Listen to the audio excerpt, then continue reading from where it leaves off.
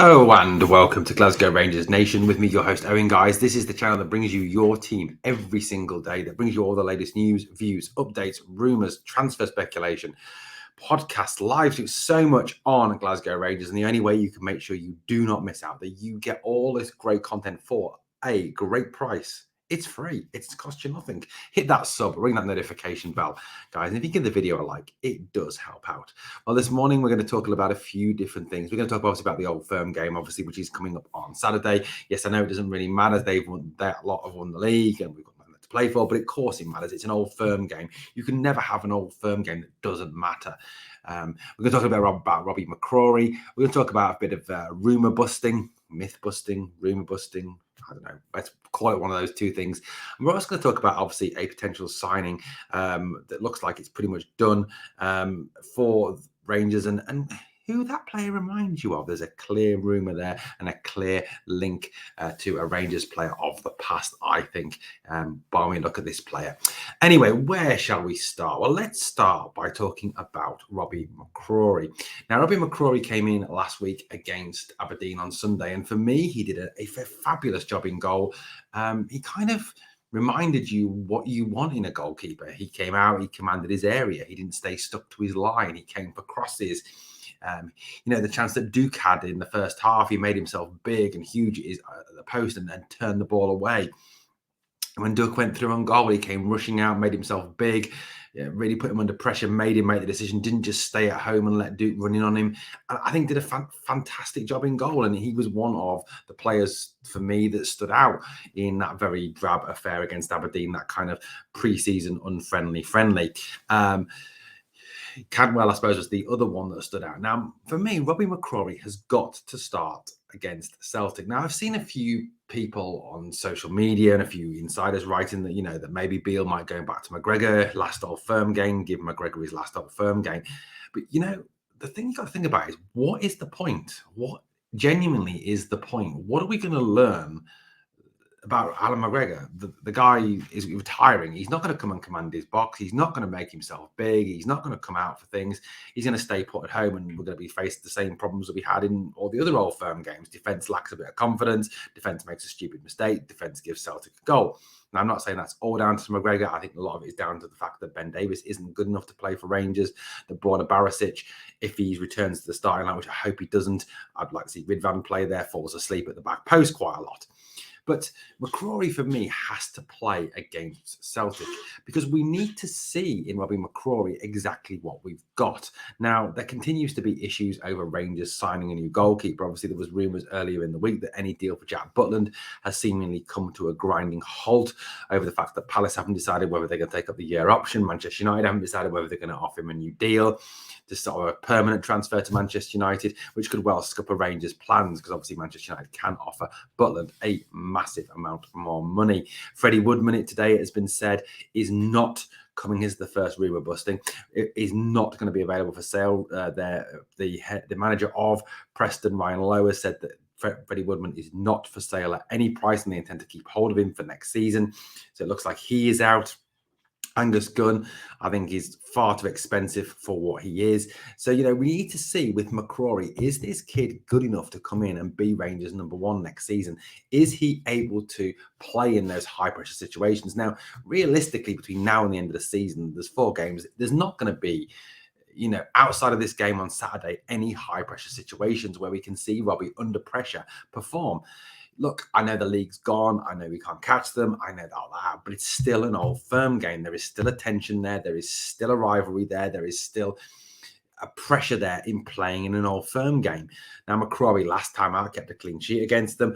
I've got no doubts in my mind that he can do it again. And plus, like I said, he brings you something that McGregor doesn't, commanding your area, coming off your line.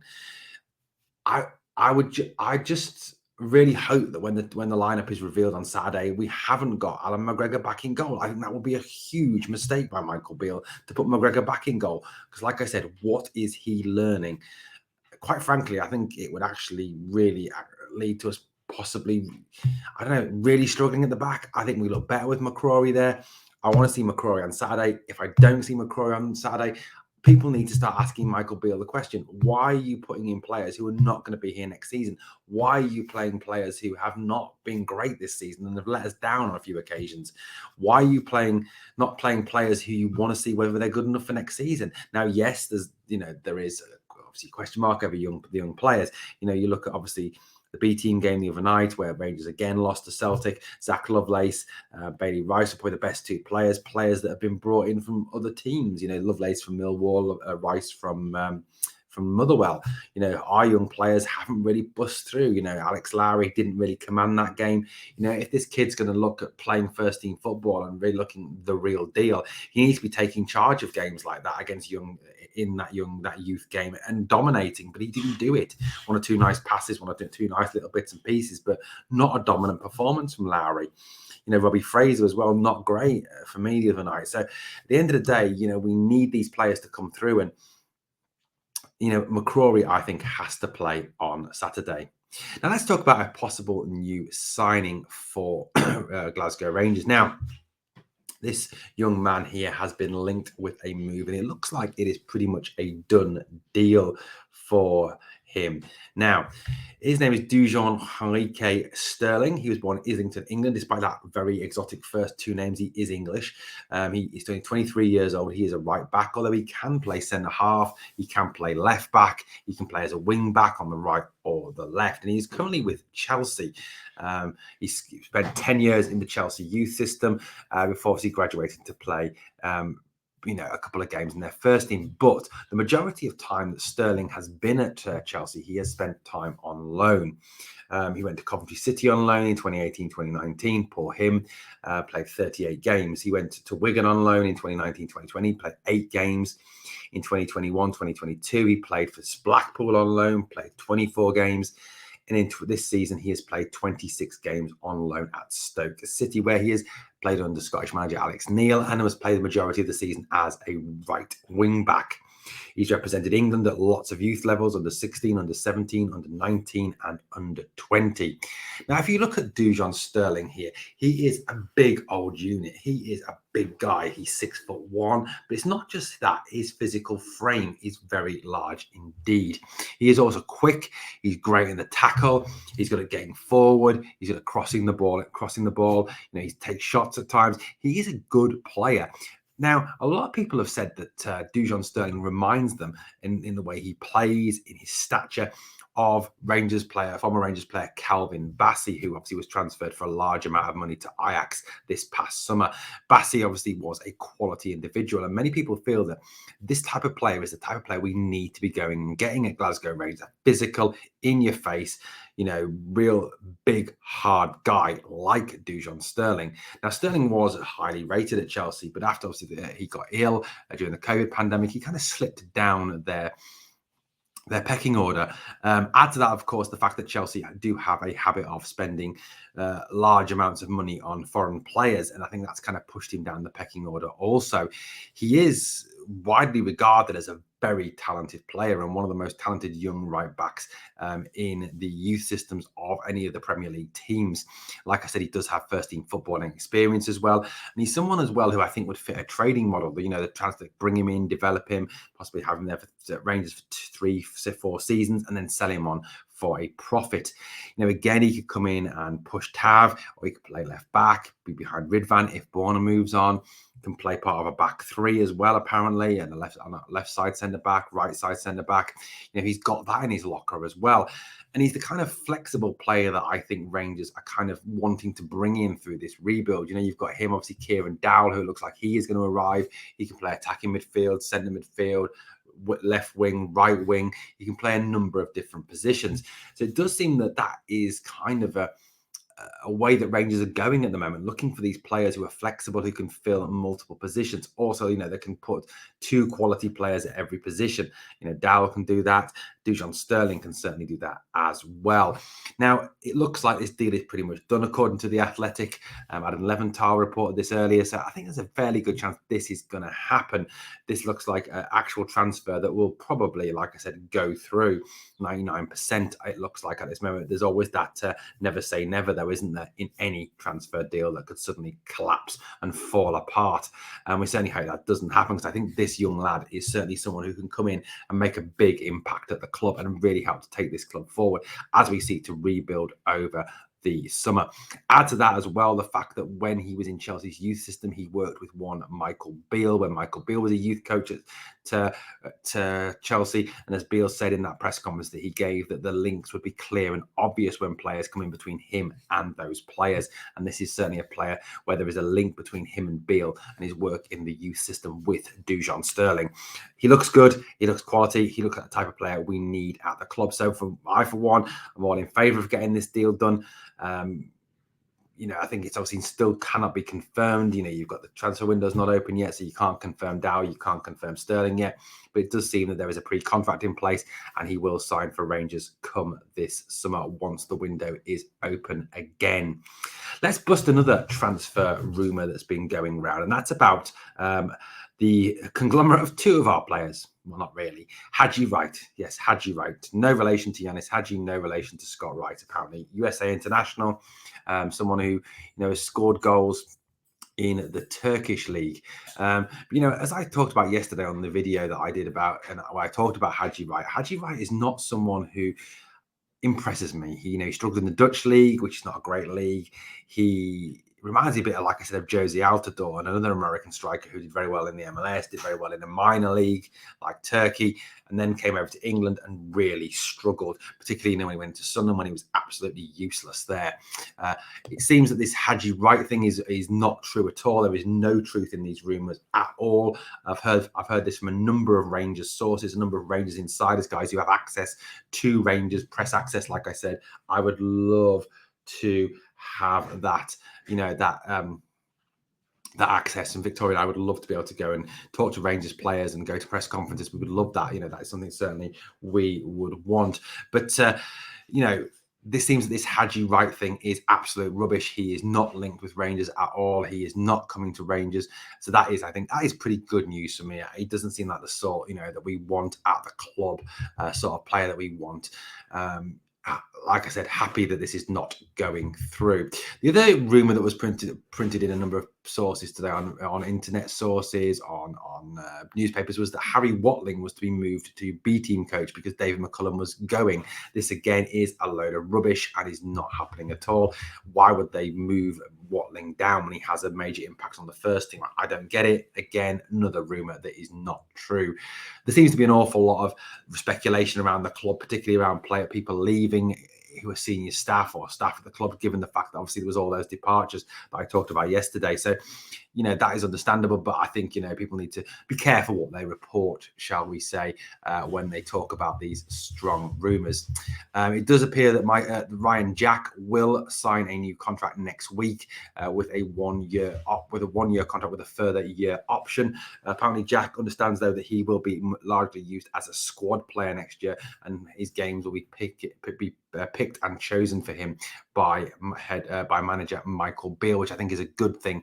Using Jack in the right places, using him in games where he can have major influence, as long as obviously he stays fit. The Celtic games, the games against Hearts, Hibs, Aberdeen, those games where we need that type of player to play. And then obviously not using him in some of those other games, like against Kilmarnock, against St Johnstone, against Livingston, St Mirren, where we don't really need him to play. So that is obviously a decent move. There's obviously still no firm word on who the second contract is. Obviously Michael Beale said he'd offered contracts to one or two, possibly Arthur, like it has been rumoured. Was a rumour today about Kamar Roof been offering a new deal, but at the moment there appears to be nothing else on that.